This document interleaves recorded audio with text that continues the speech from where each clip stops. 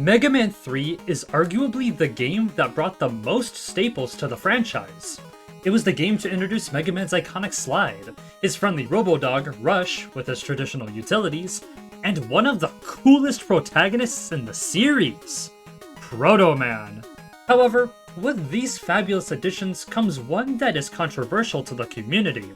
Some like it, and some absolutely despise it. This addition is Doc Robot. Being exclusive to Mega Man 3, Doc Robot is an all-purpose robot that copies the data from the Robot Masters in Mega Man 2. While this may seem like a cool addition, there are numerous things that sway people's opinions on this skull-looking robot, whether for better or for worse. Today, I'm here to analyze the factors of Doc Robot, including his stages and boss fights, to give out my opinion on this mixed character. Without further ado, let's get to it! Since we already talked about Doc Robot from a general perspective, let's explore his impact in the game. After defeating the Robot Masters and gaining their weapons, the stage select starts to dilapidate before showing the 4 stages you have to return to. You know, that seems similar to what Mega Man's 4, 5, and 6 did with their Fortress stages. Well, that's because this game somewhat invented the concept. Sure, it's not one-to-one, but the concept of extra stages before the big finale would be polished in later entries. These 4 stages have a lot to talk about, so before dissecting them one by one, let's talk about some general information. Each stage features 2 Doc Robots, one at the halfway point and one at the very end. It makes sense given that we're essentially re-fighting 8 Robot Masters.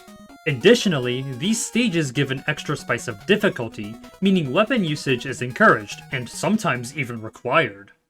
Now, let's get started by taking a look at Doc Spark.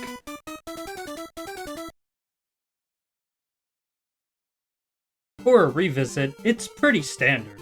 Even though it's repetitive with its challenges, it's still fun to go through them again with a new gimmick, that being this cogwheel that seemingly pops out from the background. One thing I should say is how little they're used in this level. Unfortunately, they're only in 2 sections. The first is with the Elekins in a room similar to Sparkman's first visit. The second is in a room above spikes with no enemies. I feel like this gimmick could have been implemented a lot more, especially with the old hazards. Imagine having to time your jumps with the junk block droppers while on those cogwheels, or have those junk blocks move along the cogwheels. One last critique I'll give is the stage's length.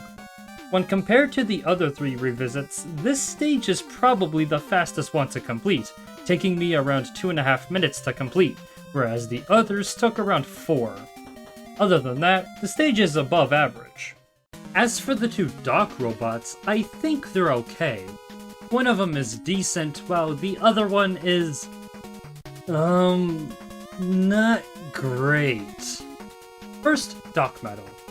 In general, I don't think he's really bad, but compared to the original source, I was left with a somewhat disappointed face. The first thing I noticed is that the conveyor belt is gone. While it does give players an easier time with the Metal Blade, it still really sucks that that gimmick is gone. To me, it was the thing that made him so engaging. At least his Metal Blades are faster to compensate, so I guess that's something. Also, for some reason, Doc Metal can randomly throw his Metal Blades at you? Sure, he still attacks you when you shoot him, but there's a chance he breaks out of that. I don't know why, but if you do, leave a comment down below. In general, he's still a decent adaptation. While his main gimmick is gone, he still behaves as he usually would. Well, for the most part. When I was using the weaknesses, I found both weapons to be pretty useful. Magnet Missile naturally serves to be an auto-aimer, so all you need to do is focus on dodging the Metal Blades. Hard Knuckle is the weakness I use when I want to have a little bit of fun. You have to manually aim it to hit Doc Metal, and doing so is pretty easy. Just stand on the ground, shoot, and hold up to get some damage. Both weapons are pretty useful in their own ways. However, things are not looking good for Doc Quick. This guy is so ruthless! To start, his arena is now flat. giving players a much harder time to dodge the boss. Combined with his fat hitbox, it's very hard to dodge him when he's running towards you. Additionally, Doc Quick can now randomly choose how many times he jumps. Instead of always jumping 3 times, it's now between 1 and 3. At least the weaknesses work out. Doc Quick is weak to the Gemini Laser and the Search Snake. While they may seem useless, they actually have some good utility in the fight. The Gemini Laser is a great weapon for catching him in the air, and that lag may even prove useful for dodging his quick boomerangs. Search Snake, while harder to aim, is great to use when Doc Quick's on the ground. Sure, that's not frequent, but that's enough time to get at least one snake in before he jumps again. Both weaknesses do a great job killing Doc Quick fast. This fight is one of those encounters where it's best to finish him ASAP. In my eyes, this stage could be set as a somewhat standard going forward. The new gimmick, along with some improved challenges, brings a good mix to the table, but with the stage being too short and sometimes a little too repetitive, it's very easy to say that this stage feels boring and underwhelming. Now, let's move on to the Cosmos with Doc Gemini.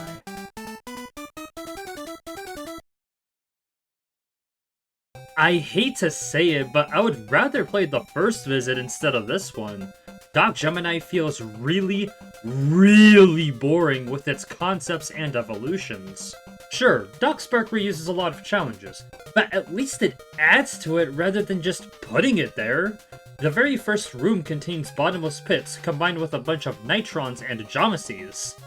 Like, what? Why can't we bring back the Bumper Pepes? A lot could have been done here with those instead of the geomecies. Plus, they even get their own rooms later on.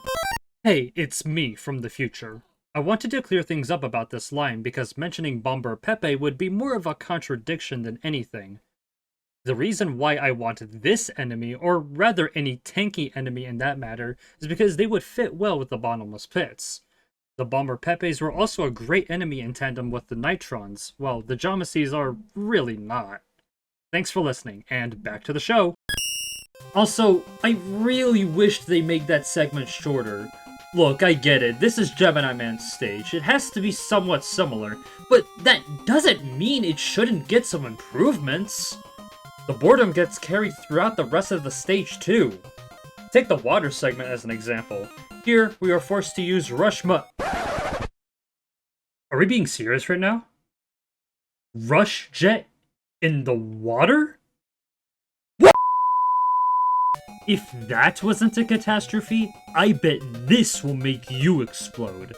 The enemies are meaningless. Both of the enemies in this room just go forward and shoot a projectile that won't even hit you. All the player really needs to do is to go to the same level as the enemy and shoot a couple bullets. You know, I think the Pen-Pens from Wily 1 would be a great addition. Unlike those two stupid enemies, the Pen-Pen acts as a horizontal threat to the player. It's like the first visit. The Garaibos are attacking you with vertical shots, while the Yambos are tackling you from your X-axis. If there is one thing I like, it's the 2 geometry rooms before Doc Bubble. It's really fun to zip through those sections, and with the weapons in hand, it makes it even more satisfying. Additionally, the spikes and overall more tightened area in the ladder room add some spice to the challenge. On top of those challenges, it presents a new behavior for the geometry that we never see until now, that being these spawners that summon the geometries. Now for the Doc robots. Like Doc Spark, this bunch is a mixed bag, though I would say this set is slightly better. Starting with Doc Flash, this guy's not that great. He has a new arena, with it being a single hill instead of 2 smaller ones. Thanks to this, his big body, and the fact that he doesn't jump if you shoot him, it's impossible to avoid damage for the first 5 seconds of the fight. Additionally, his Time Stopper has some interesting changes. Doc Flash is able to use this ability more frequently, but it's still telegraphed properly. However, there's a bug that makes you get hit multiple times during the time stop, which is pretty unfair. For a somewhat positive, this guy has some decent weaknesses. Doc Flash is weak to the Gemini Laser and Needle Cannon. Due to Gemini Laser's excessive lag, Needle Cannon is my go-to. It does the job in a quick and efficient way, even if he is giving you some trouble. One cool thing about the weaknesses is that they're not affected by the time stopper, so if you do decide to use Gemini Laser, you can try and bounce it to the boss to deal some damage. Now here's a pretty good adaptation, Doc Bubble. Unlike Doc Flash, the arena remains the same, and so does his AI. The only change I found is that his projectiles are faster. On a side note, there's an exploit you can do in this fight. Whenever Doc Bubble is about to go to the ground, you can ride Rush Marine to keep him still.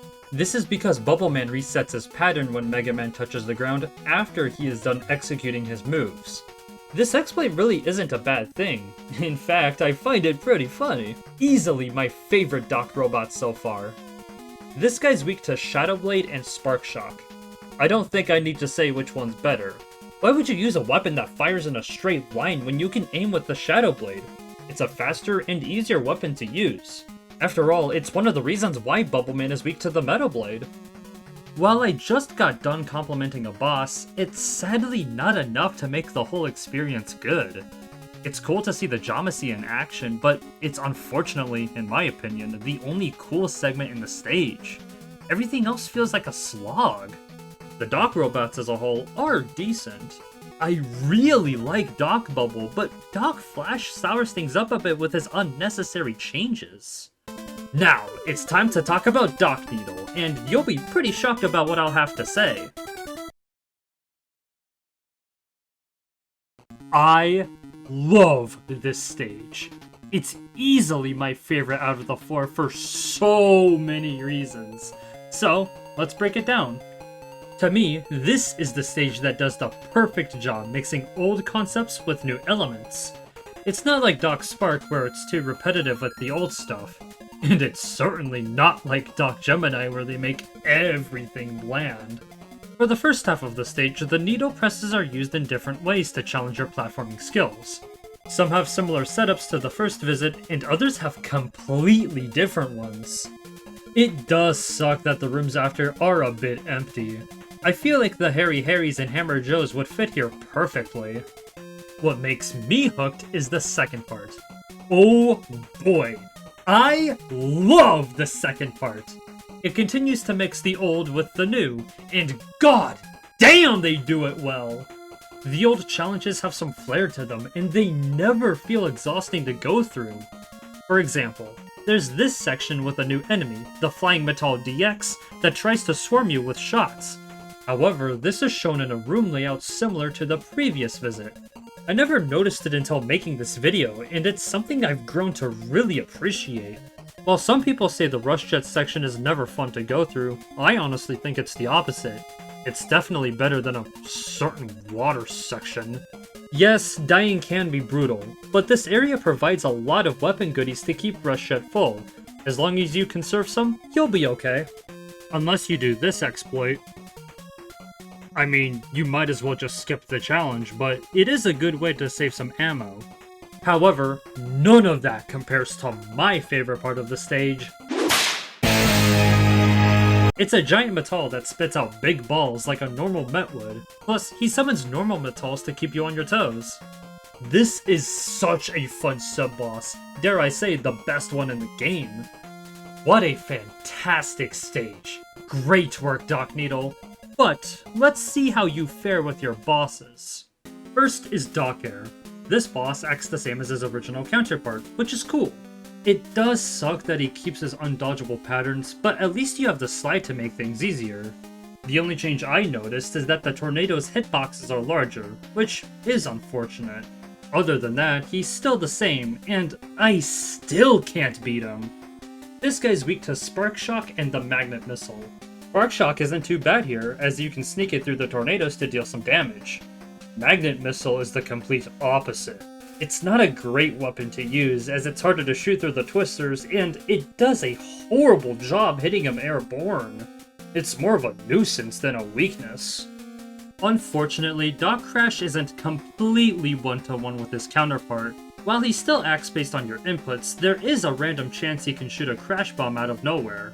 I assume it's the same reason why Doc Metal has this problem, but who knows? Additionally, the Crash Bombs can be placed either in front or on top of you, whereas he does this on top of you on Mega Man 2. This isn't a big issue, as you can just easily slide out of the way. Here's my main problem, the weaknesses. Get this, he's weak to Hard Knuckle and Top Spin. So you're telling me to deal massive damage to this guy, I have to take damage? And on top of that, all of that ammo can vanish in an instant? Yeah, no. Okay, maybe some of these complaints are a bit exaggerated, but even if I do see the idea, I don't think it works that well. Getting close to Crashman was already weird, so making it mandated for the weakness feels even worse. The same logic applies to Hard Knuckle too, except you don't need to take damage to give it. If I were to pick the weaknesses, maybe Shadow Blade and Gemini Laser would work. Both can hit him airborne, and you can even aim the Shadow Blade upwards. Alright, so maybe the best Doc stage has its flaws, but does it sour the whole stage for me? Nah. This whole stage provides great things to the table. New challenges, old concepts, a whole mid-boss? That's amazing! But the Doc robots could have some tweaks to them. Maybe if they had better weaknesses, then it could be my favorite stage in the game. Well, it's time to move on to the final Doc stage, Doc Shadow.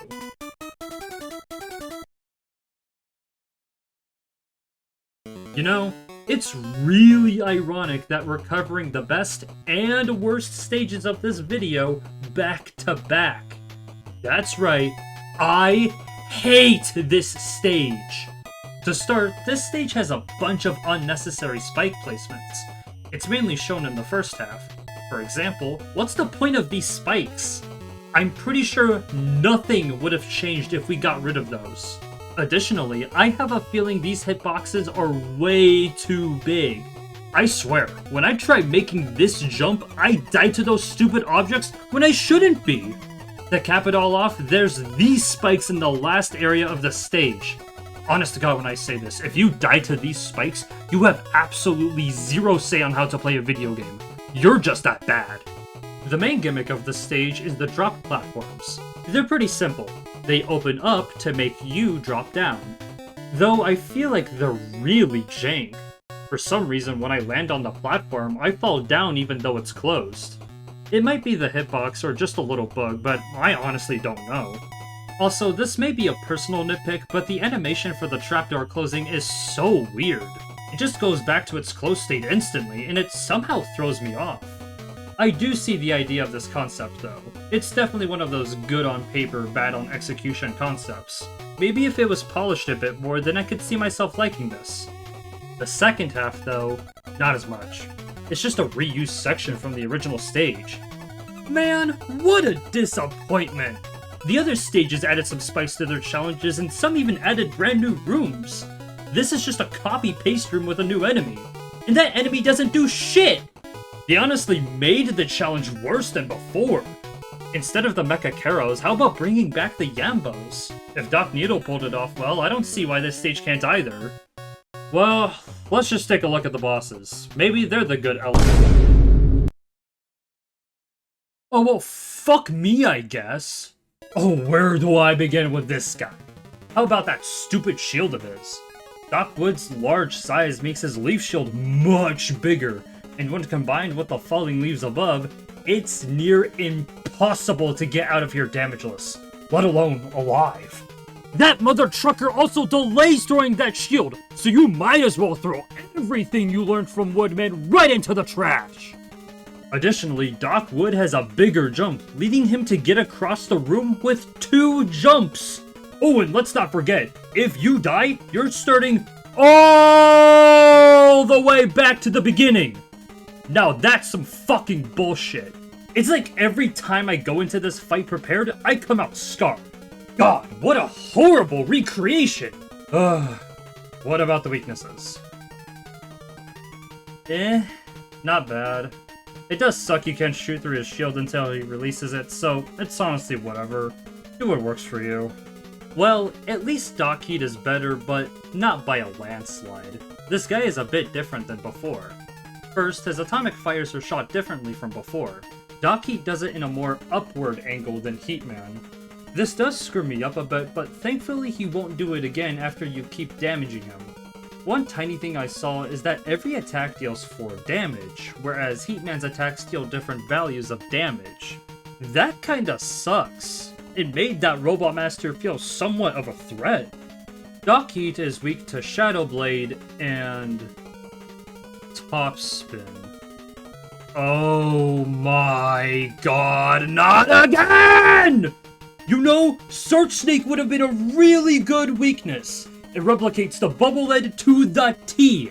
But no, it has to be fucking Top Spin. Man, at least you can do this cool tech with Shadow Blade. There's a positive. Thank God. Yeah, there's not much I can compliment about this level. I guess the gimmick is a cool idea, but it's a shame that it's jank. I don't see a lot of reason for the spikes, and the filler rooms in the second half are just, well, filler. The bosses are just... I don't even have a word to describe them. Doc Heat is whatever until you find out the weaknesses, but Doc Wood is something that shouldn't even exist. Nothing about that guy is good. I would rather play the entirety of Game Boy 3 than fight that guy. I think it's safe to say that this is my least favorite out of the bunch. So, it's finally time to answer the question. What do I think of Doc Robot? Does he sour the experience, or does he lift it up? Well, I think he sours the experience. Don't get me wrong, there is a lot of merit to this Skull Robot. In fact, he has so much merit that he's a playable character in Mega Man Arena. The concept of fighting the Mega Man 2 cast again is really cool. It provides some form of replay value to some stages, allowing you to embrace them too. Hell, I liked one of those stages. However, the bad does outweigh the good. Some stages don't do a great job balancing old concepts with new ones, leading to a boring and even frustrating experience. As a collective group, the boss fights were poorly implemented. There are more bad fights than there are good. I can count the amount of times I had fun with a Doc Robot on a singular hand. The fact that some fights were better than others shows that Doc Robot could have been better, and that really disappoints me. What do you think of Doc Robot? Leave a comment down below, and if you enjoyed this video, leave a like and subscribe to see more content in the near future. Until next time, I'll see you all in the next video. Peace.